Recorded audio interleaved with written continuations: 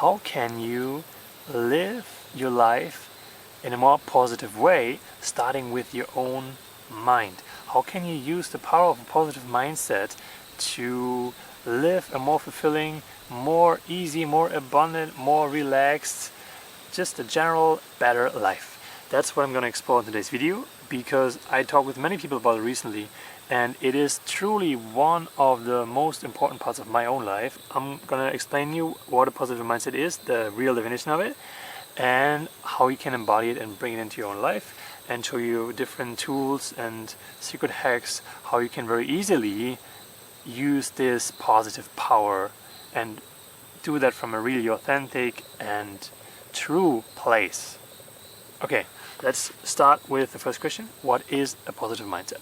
And many people might think it's just about, oh yeah, seeing everything positive and trusting everything is going to be fine and everything is going to be good, and just like brushing over the negative things, brushing over the hard feelings and challenges and hard times. But that's not the truth. So what I understand about embodying a positive lifestyle, a positive mindset, is really to acknowledge all the parts of your life. Acknowledge the challenging parts, acknowledge the feelings, and acknowledge the, what you would call the negative side of your life too. Like really acknowledge it, and at the same time doing it from a positive place with a positive energy. We're going to explore the whole topic of positive mindset in 4 parts. 4 things, 4 parts that you can do to cultivate it in your own life. So number 1 is people, number 2 is language, number 3 content media, number 4 is the inner critic. So let's get started. How can you cultivate a positive mindset for your life in the easiest, fastest way? So there are a couple things you can do, and I'm just going to share all of them with you. And some are easier and some are more challenging, some need a little more time, some are really fast. So let's get started.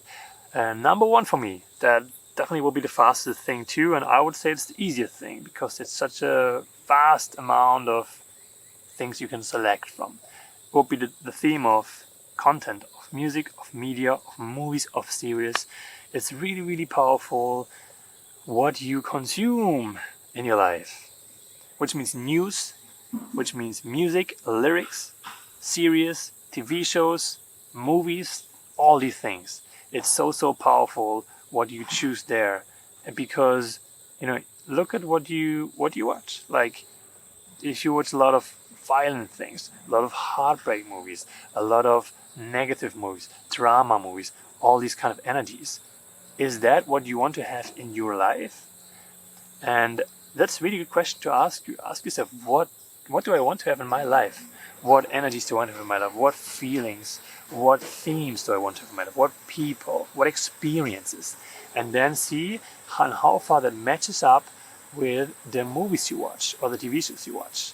Because it is how it is. If you open any of the major streaming platforms nowadays, it can be pretty heavy and dark and violent and negative, and many people watch these kind of things and they don't even think about it. It's fair, but ask yourself, and how far does what you consume match with what you want to have in your life? The same goes with news. Like you can get really into a spiral of news. Many of the news about negative things, about violence, about accidents, about all these kind of things. Because why? Because that gets a lot of attention. If you read these headlines, people click on it, people pay for it. That's why. Not because there's so many more bad things happening in the world than good things, but because the bad things bring more attention. So ask yourself, what do you want to have in your life? And you probably don't want to have accidents in your life, so why would you read all the things about all the accidents and all the negative robberies and violent things that happen all the time somewhere in the world? Right? One example. Another very powerful example after news, movie, series is music. It took me quite a while to actually pay attention to the lyrics of music, because I'm a musician, so I always paid attention to the music. But then if you actually pay attention to the lyrics of music, and this is a beautiful transition to the next number 2 of things you can do. So pay attention to the lyrics of music, lyrics of songs, and really see, again, what do they talk about actually? Because you listen to music, I mean, I don't know you, but I listen to music a lot, like many hours per day. So, and it's constantly, you listen to messages and mantras and affirmations. And it's very powerful what kind of songs you listen to. So I invite you to now check the lyrics of some of your favorite songs and check what they actually talk about. Because if you listen to it on repeat, it really manifests in here. Which moves into number 2, which is a little bit more challenging, but also very, very powerful, is the language. The language that you use when you talk about things. The language that you use when you think, but also when you talk with people. And for example, even when you're in a relationship, it can be really powerful, like I do with my partner, that we remind ourselves and say, oh, you should do it say it in a positive way, because it's all about positivity again. So things can be said in different ways, you know.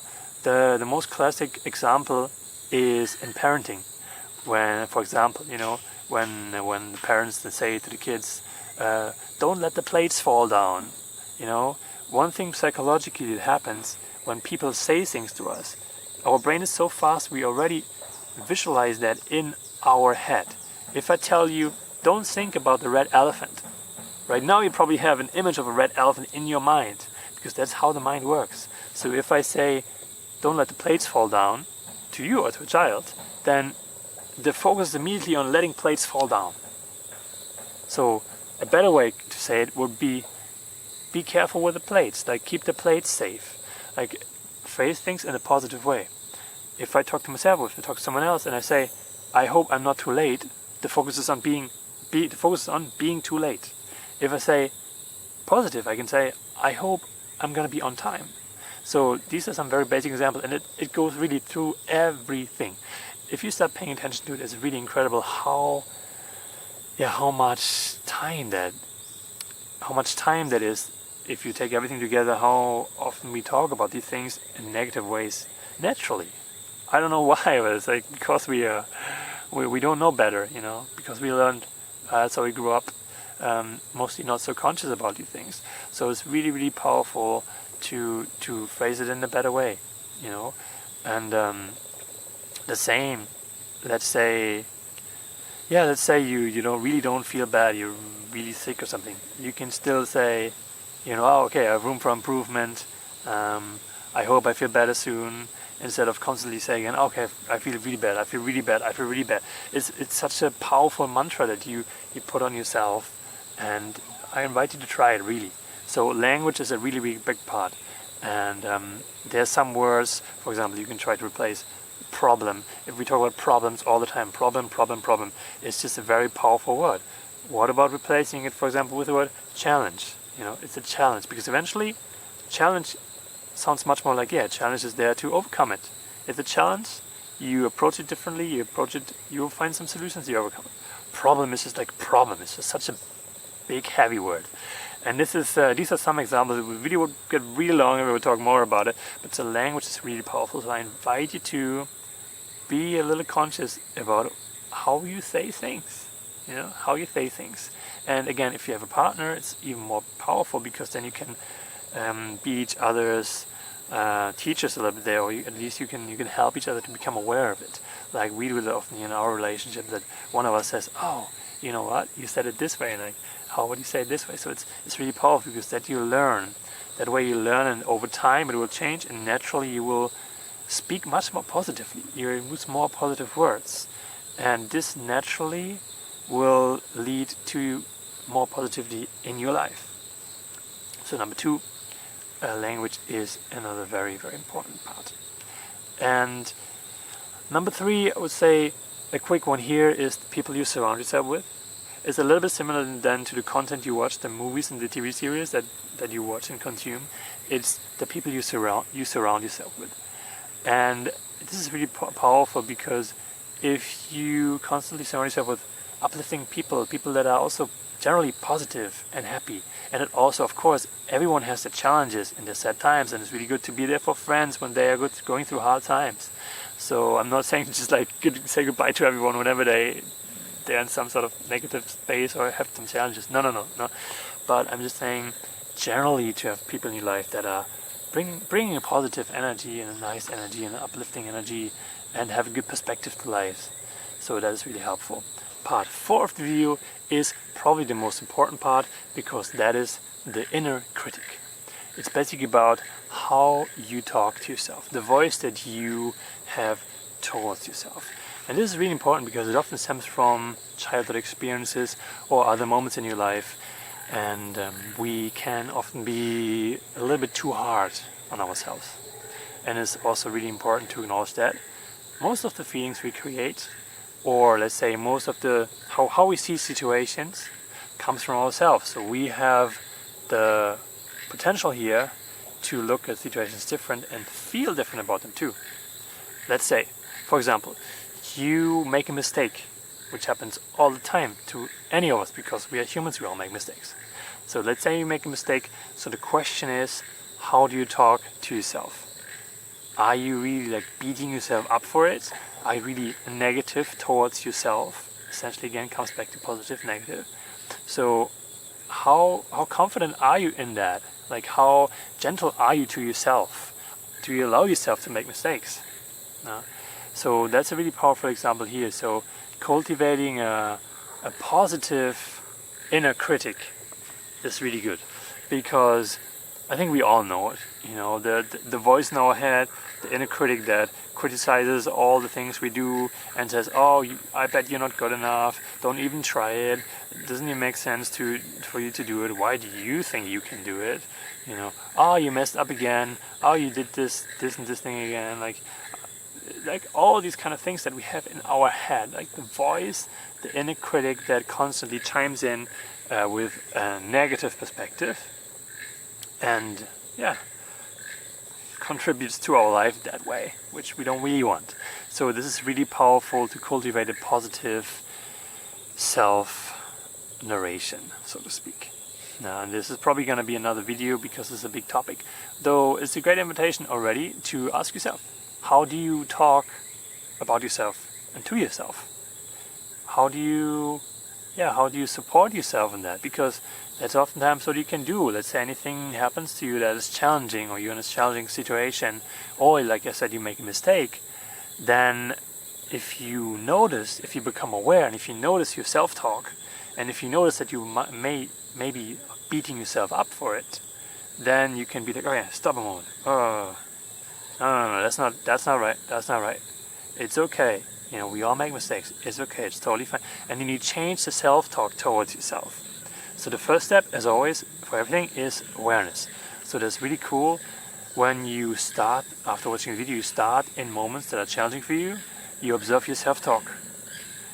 Or even in normal moments, like day-to-day life, like generally, you know.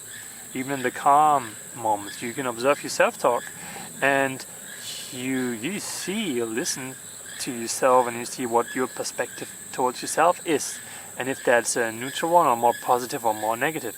And it should definitely be in the long term more positive, because that's super beneficial in your life. Imagine you have a coach, okay? Imagine you have a coach, and that coach is constantly with you everywhere, and this coach is like motivating you and supporting you and always like encouraging you to do things like, yeah, you got this, you're great at this, go give it another try, oh, I bet you're gonna rock this. Like really, really positive voice. Imagine you have a coach like that.